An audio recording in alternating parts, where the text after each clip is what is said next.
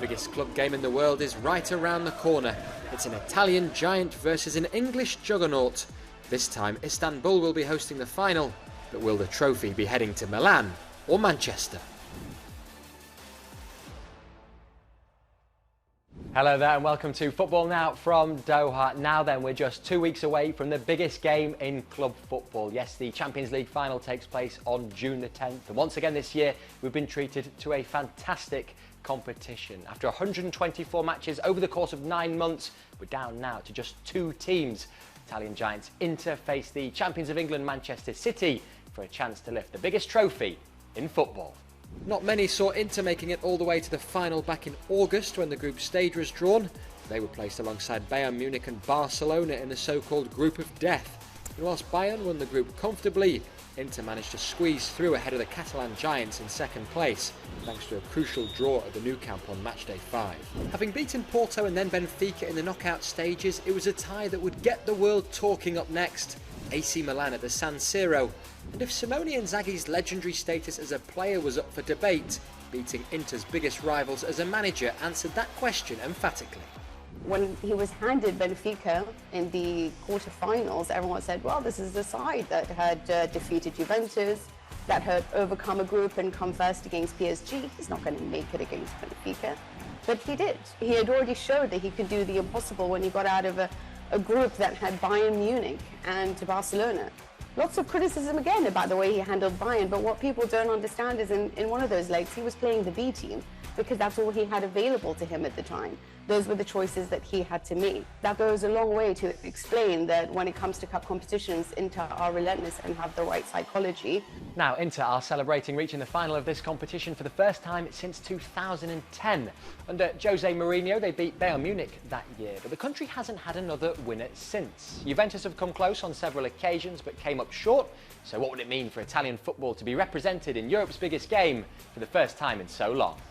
I think it's hugely important that Serie A is sort of back to being recognised as a league that is trying to innovate and trying to move forward. There are more goals now, and yet we still hear the same old cliches made about them in the sense that they're all just defensive sides that play highly tactical football. They do play tactical football, but they are very fun. And unfortunately, we don't see that very often because they haven't had the funds or the squads capable of necessarily partaking in elite competitions like the Champions League. They get knocked out by bigger and richer squads. But now what we're seeing is genuine projects take forward, better management, more interest in actually building something sustainable rather than splashing the cash.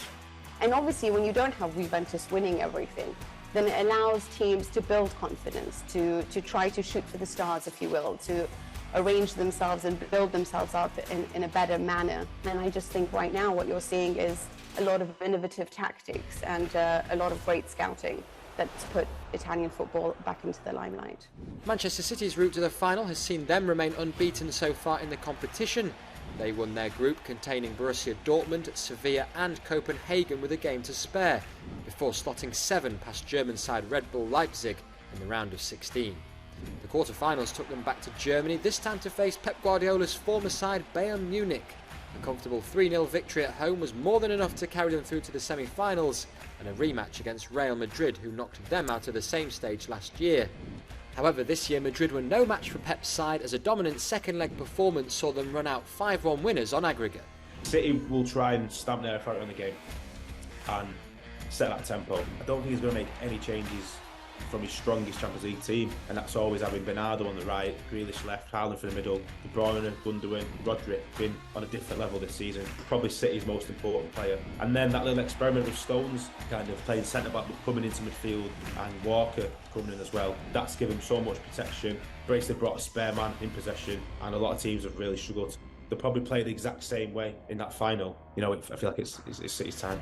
Yeah, quite the campaign for Manchester City then, as they hope to finally get their hands on the European Cup. They have come agonisingly close on several occasions under Pep's tenure, including in the 2021 Champions League final when they lost to Premier League rivals Chelsea. Since the club's rise to prominence back in 2008, the European Cup has been the one trophy missing from the club's cabinet. So what does it take to finally get over the line in this competition. They've become this huge juggernaut. Obviously, they've gotten better and better and better in terms of the squad they've been building over time.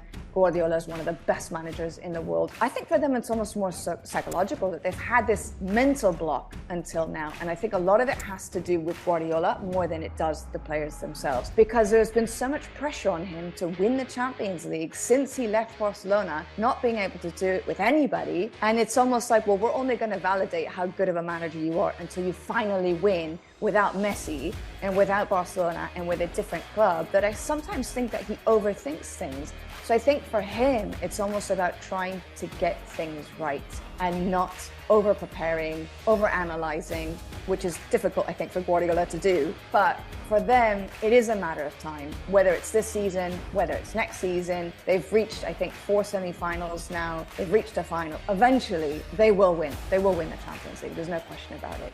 Oh, a massive game ahead then as Manchester City look to win their first ever European Cup, whilst Inter are going for their 4th. That brings us to the end of this week's show. Do let us know your thoughts at home using the hashtag FootballNowChampionsLeague, and we'll see you next time. Bye for now.